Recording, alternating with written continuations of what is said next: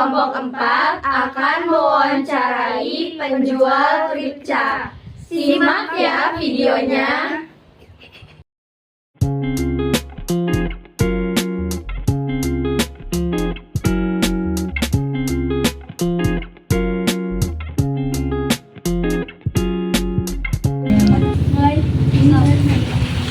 Punten teteh izin mewawancarai teteh. Pertama-tama teteh namanya siapa? Namanya Ida Rohaini. Perkenalkan kita dari SMA Leuwih Munding. Oh iya. Ini teman-teman kita. Oh iya, halo. Teteh, kita mau tanya, kenapa teteh memilih berjualan Kripca? Kalau memilih berjualan itu, kenapa berjualan Kripca? Sebelumnya karena emang pernah jualan yang lain gitu. Kalau yang namanya jualan tuh kita nggak bisa milih sebenarnya. Jadi ketika kamu pengen jualan, ya kamu jualan aja apa aja. Yang penting maksudnya selagi itu hal yang positif gitu loh. Nah, mungkin aku cocoknya di sini gitu. Jadi akhirnya nemu jalannya di sini karena sebelumnya emang udah mulai jualan tuh sebenarnya dari SD juga udah jualan gitu. Emang basicnya suka sama yang namanya jualan gitu. Kayak jualan paket-paketan waktu SD juga udah pernah, kayak paket lebaran gitu loh. Nah dari SD tuh aku udah pernah gitu, tapi yang ikutannya kayak teman-teman seangkatan gitu. Terus SMP jualan pulsa. Pas SMA kebetulan kan aku SMA-nya di Bumiayu di Jawa Tengah. Nah itu tuh aku jadi ketua OSIS IPS, jadi anak IPS. Nah aku tuh ketuanya gitu. Nah terus di situ kan ada kayak kalau mau harlah, jadi kayak ulang tahun organisasi. Nah dari situ lebih ditekuninnya kayak tiap hari tuh aku sama anggota OSIS tuh kita jualan chicken kayak gitu, ke kalau pondok kan kayak ke kamar-kamar, ke komplek-komplek, ke kelas-kelas gitu. Nah dari situ tuh mulai agak kayak wah enak ya jualan gitu, jadi termotivasi. Kayak pernah jualan donat, jualan ini, tapi kan itu kayak untuk keuntungannya tuh untuk organisasi ya, bukan untuk pribadi gitu. Tapi dari situ karena emang udah terbiasa membangun habit yang namanya suka dagang. Mental dagang kan nggak mudah ya, kayak aduh takut gak laku, atau malu sama teman-teman barangkali dibilangin apa A B C D gitu. Sebenarnya itu sih yang bikin kita tuh kadang ada yang nggak mau jualan gitu. Karena apa? Karena gengsi. Ya bener nggak? Bener. Karena gengsi, belum mulai karena takut kayak gitu kan. Nah sebenarnya itu sih yang harus dikikis. Karena dari dulu kan aku juga kayak suka ngasih motivasi gitu loh. Karena kan pas SMA tuh suka ada kayak upacara, tapi upacaranya tuh per jurusan IPA, jurusan IPS. Nah kebetulan aku untuk yang jurusan IPS. Di situ tuh aku selalu bilang ke anak-anak bahwa yang namanya usaha itu jangan pernah ngandelin gengsi dulu. Biarin proses menjadikan kita orang yang bergengsi. Itu sih poinnya yang sampai sekarang aku selalu pegang itu gitu. Yang penting mah kita mau usaha dulu. Nah terus udah aku tekunin tuh waktu pas aliyah. Berarti aliyah tuh SMA ya. Kalau itu kan aku aliyah ya namanya. Sampai lengser tuh kelas 3. Terus kelas 3 awal lengser dari ketua OSIS. Nah aku mulai jualan, kayak aku tuh open PO, jualan seblak. Jadi aku bikin list menu tapi aku tambahin harganya, ngerti nggak? Jadi dari luar tuh harganya seblaknya misalnya 9.000, aku tambahin jadi 10 atau 11.000 gitu. Nanti ditambahin lagi ada just tip-nya, jadi kan double. Nah aku waktu itu tuh disebarin tuh fotokopian daftar menunya, jadi orang-orang order. Nanti kan kalau di pondok nggak bisa keluar, nah akunya callingan tuh lewat HP temen gitu, jadi order kayak gitu. Jadi dari situ tuh udah yang mulai suka, oh enak ya usaha. Terus kan kebetulan dulu aku jurusannya tata busana, jadi di sana tuh kita tuh ngambil jurusan IPS, tapi nanti tuh pulang sekolah tuh kita ngambil spesifikasi tata busana, ngerti nggak? Jadi pulang sekolah lanjut lagi sekolah lagi, tapi sekolahnya tata busana, ngejahit kayak gitu, bikin baju, bikin apapun kayak gitu. Nah di situ juga kan kebetulan tadinya kan PKL-nya tuh aku 2 kali, karena pertamanya waktu pas kelas 1 dapat beasiswa PKL, kan harusnya PKL tuh kelas 2 ya. Nah jadi PKL pertama di Semarang, PKL kedua di Bandung. Nah di Bandung tuh diajarin bikin gelang kayak gitu. Nah si gelangnya itu akhirnya pas kelas 3 teh dijualin, dijual kayak gitu. Terus juga kadang kalau mama kesana aku nyuruh buat belanja kerudung, nanti kerudungnya dijual kayak gitu, jadi jualan semuanya dijual. Terus pas gitu lulus dari aliyah, dari sana pindah ke sini kuliah di IAIN. Nah sebelum di IAIN karena pengen nyoba-nyoba kerja dulu tuh, karena punya basic ngejahit ya, jadi kerja di konveksi kayak gitu. Kadang ada yang dapat sehari cuma 15.000, ada. Terus di konveksi kolor pernah kayak gitu. Yang penting mah jangan pernah malu lah buat nyobain apapun gitu. Terus udah dari sana masuk kampus. Nah pas masuk juga aku udah jualan kerudung, jualan baju kayak gitu ke teman-teman. Jadi ke kampus tuh aku bawa dagangan gitu, nawar-nawarin kayak. Kalau ditanya emang nggak malu, ya kenapa harus malu? Yang malu mah yang masih minta duit sama orang tua. Iya benar. Bener nggak? Benar. Gak masuk nggak? Nah iya, jadi kadang kita tuh suka malu kalau kita jualan bawa barang-barang gitu. Sebenarnya itu nggak harus malu, harusnya bangga. Kan aku setelah jualan baju buka stand, aku semester 1 udah buka stand di kampus tuh, kayak stand tuh kayak lagi ada event aku buka stand gitu, dagang kayak gitu. Jadi kan nambah relasi, banyak yang kenal kayak gitu. Semester 1, semester 2, nah itu semester 2. Terus ada juga mata kuliah kewirausahaan di semester 2. Nah di situ kayak gini, satu kelompok gini tapi kita jualan apa nih gitu. Nah aku ngangkat jualan chicken lagi kayak waktu itu kan ada pengalamannya dari pondok gitu. Nah terus pas udah gitu, terus ternyata kelompok aku juara 1, alhamdulillahnya. Dari situ kan kayak semangat lagi tuh, oh iya kayaknya emang basic usaha harus dilanjut nih, karena semester 2 kan waktu itu sempat off ya yang jualan baju kerudungnya gitu. Terus mulainya tuh jualannya kayak aku gelas kayak gitu, jajan-jajanan kayak gitu, coklat tuh tahu nggak? Nah aku belanja di Pleret gitu. Terus sama aku gelas, jadi di apa ya, ke kelas-kelas nanti nggak, jadi jajanan teh mau karena segede di ke kelas-kelas nawar-nawarin. Jadi semua orang tuh tahu yang namanya Ida Rohaini PSB Majalengka karena emang jualan terus kan gitu. Terus nemu Kripca, terus akhirnya dilekunan ditekunin terus sedikit-sedikit. Terus alhamdulillah dari 2017 sampai sekarang gitu. Tantangan apa saja yang dihadapi dalam merintis usaha tersebut? Tantangan, sebenarnya tantangan ya banyak ya, kayak banyaknya apa ya, customer yang berbeda-beda gitu. Kalau aku kan kadang COD ke Cirebon juga ada aja customer yang kayak yang nyebelin, ada yang kadang kayak misalnya kita udah ngasih orderannya lengkap nih, tapi dia merasanya orderannya ada yang kurang, jadi nggak ada, tapi lebih ke kayak ngebawain aja gitu. Terus kayak lebih ke apa ya, ke harus tetap bertahan, cara bertahan dalam usaha tuh apa, gimana gitu, nanti marketingnya gimana nih, kemana nih, kayak gitu tantangannya supaya bertahan. Sebenarnya kalau usaha tuh kalau mulai mungkin dari yang mulai aja dulu lah, kita gak perlu gengsi lah, yang penting kita mau. Tapi setelah jalannya itu, tantangannya itu gimana caranya biar usaha kita tetap bertahan, itu sih yang bikin harus terus muter. Kan ada yang bilang kalau yang namanya orang usaha itu otaknya tuh muter 24 jam. Nah di situ poinnya. Terus apa lagi? Dari tahun berapa Teteh memulai usaha ini?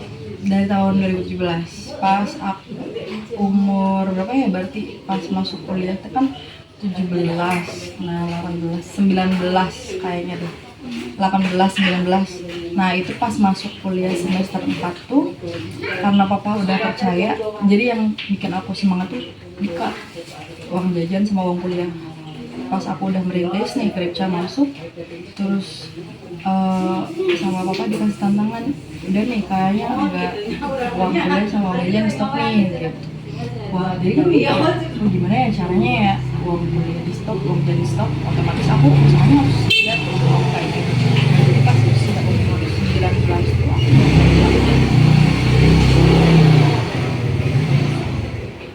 Di mana teteh menjual kripca?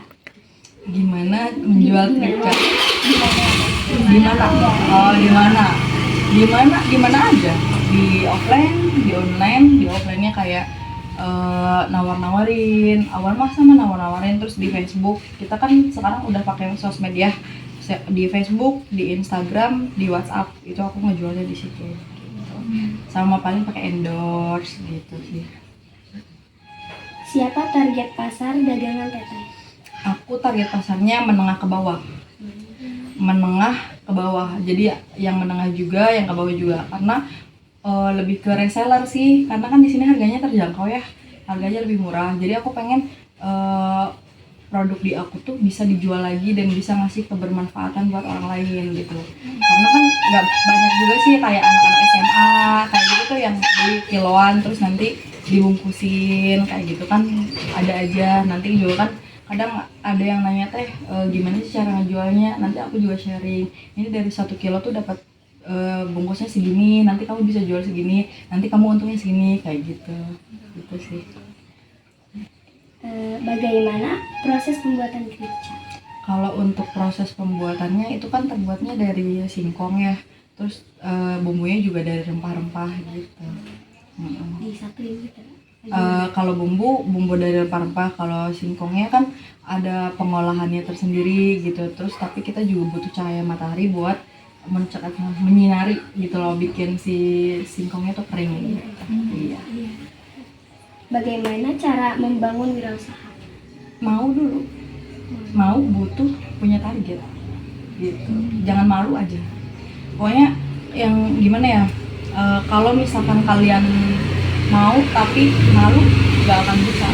Tapi kalau misalkan kalian mau terus kalian udah berhayal kayak aku pengen bisa dagang atau dagang apapun lah gitu selain kripca gitu, tapi kalian targetnya kayak biar bisa kayak si Ano, jangan dulu targetnya ke sana gitu. Karena nanti kan kalau kayak gitu ya boleh sih punya ambisi, punya tolak ukur, tapi yang penting mah dijalanin dulu. Karena kalau nggak sesuai ekspektasinya tuh nanti malah jadi ngedon gitu loh, kayak kok aku kok jualan malah nggak laku kayak gitu. Bahkan kalau ketika kalian mulai itu pasti ada aja hambatannya gitu. Karena teman aku juga ada yang di usia 20 lebih baru aja mulai usaha gitu.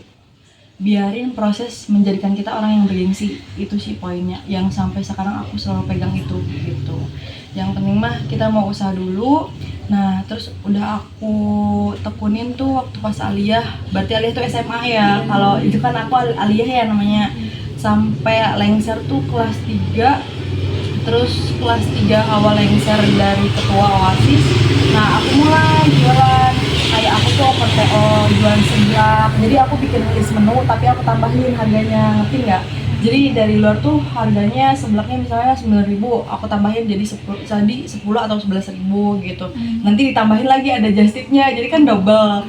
Nah aku waktu itu tuh disebarin tuh fotokopian daftar menunya, jadi orang-orang order. Nanti kan kalau di pondok nggak bisa keluar, nah akunya callingan tuh lewat HP temen gitu, jadi order kayak gitu. Jadi dari situ tuh udah yang mulai suka, oh enak ya usaha. Terus kan kebetulan dulu aku jurusannya tata busana, jadi di sana tuh kita tuh ngambil jurusan IPS, tapi nanti tuh pulang sekolah tuh kita ngambil spesifikasi tata busana, ngerti nggak? Jadi pulang sekolah teh lanjut lagi sekolah lagi, tapi sekolahnya tata busana, ngejahit kayak gitu, bikin baju, bikin apapun kayak gitu. Nah di situ juga kan kebetulan tadinya kan PKL-nya tuh aku 2 kali, karena pertamanya waktu pas kelas 1 teh dapat beasiswa PKL, kan harusnya PKL tuh kelas 2 ya. Nah jadi PKL pertama di Semarang, PKL kedua di Bandung. Nah di Bandung tuh diajarin bikin gelang kayak gitu. Nah terus, si gelangnya itu akhirnya pas kelas 3 teh dijualin, dibikin jual kayak gitu. Terus juga kadang kalau mama kesana aku nyuruh buat belanja kerudung, nanti kerudungnya dijual kayak gitu. Jadi jualan semuanya dijual. Terus pas gitu lulus dari aliyah, dari sana pindah ke sini kuliah di IAIN. Nah sebelum di IAIN karena pengen nyoba-nyoba kerja dulu tuh, karena punya basic ngejahit ya, jadi kerja di konveksi kayak gitu.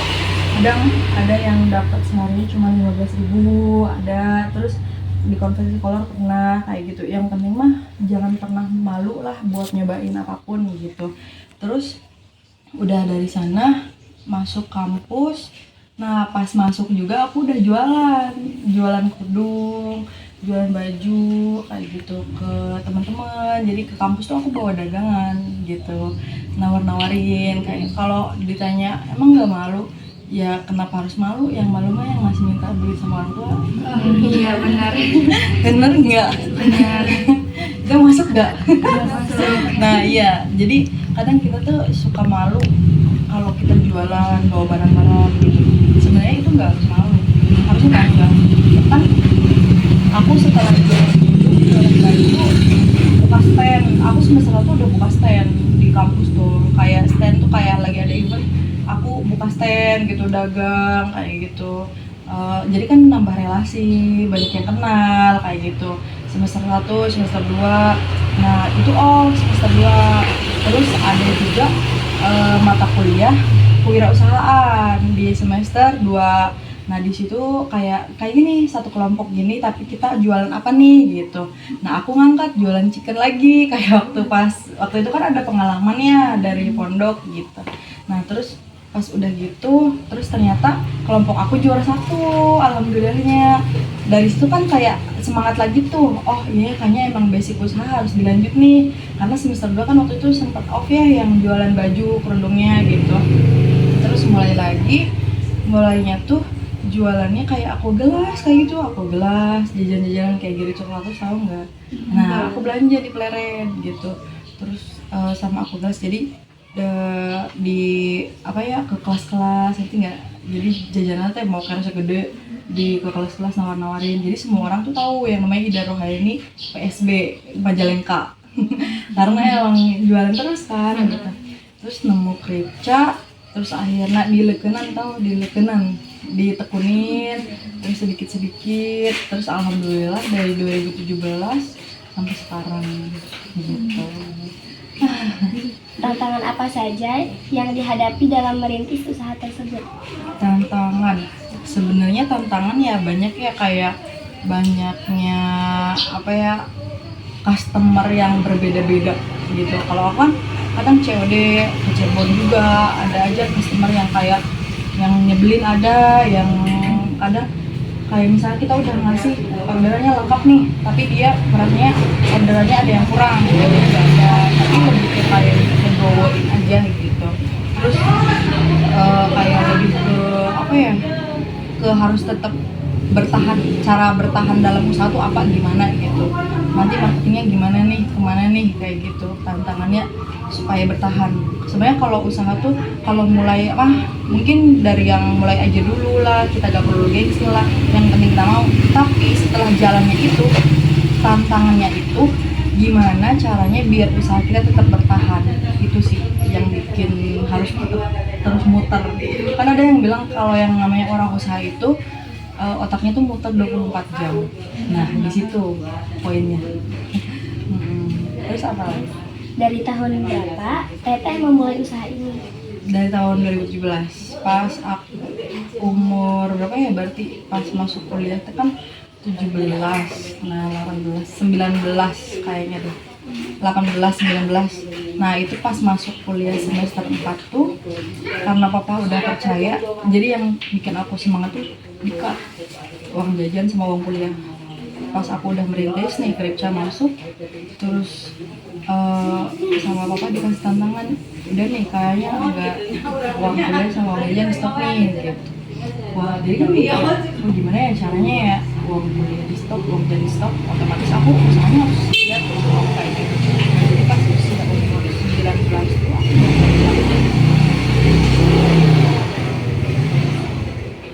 di mana Teteh menjual Kripca? Gimana menjual Kripca? Di mana aja, di offline, di online. Di offline-nya kayak nawar-nawari ya, nanti coba aja dulu gitu. Pasti aja ada aja yang beli kok di sekolah. Gak mungkin dibully tukang bolu gitu, gak mungkin sih. Jadi Teteh, Iya. sifat apa saja yang harus Teteh miliki sebagai wirausahaan? Amanah sih, lebih ke kayak amanah sama kepercayaan orang. Kan kayak aku kan online juga ya, orang kayak dari Jawa mana gitu, Jawa Timur langganan aku teh, kan mereka transfer gitu, terus barang kan dikirim kayak gitu sih, lebih ke kayak gitu. Terus juga harus bisa konsisten, harus bisa pantang menyerah gitu, karena yang namanya di ujian usaha tuh enggak semudah mayang gitu, enggak gitu. Jadi ada kayak roller coaster, harus punya semangat sama target hidup gitu. Nah, yang harus dimilikin tuh ya, sama harus kuat, harus jujur gitu. Karena kayak orang ada yang beli misalnya terus uangnya lebihan nih, jadi kita kan kadang aduh iya lebihan ya, lumayan nggak ya gitu.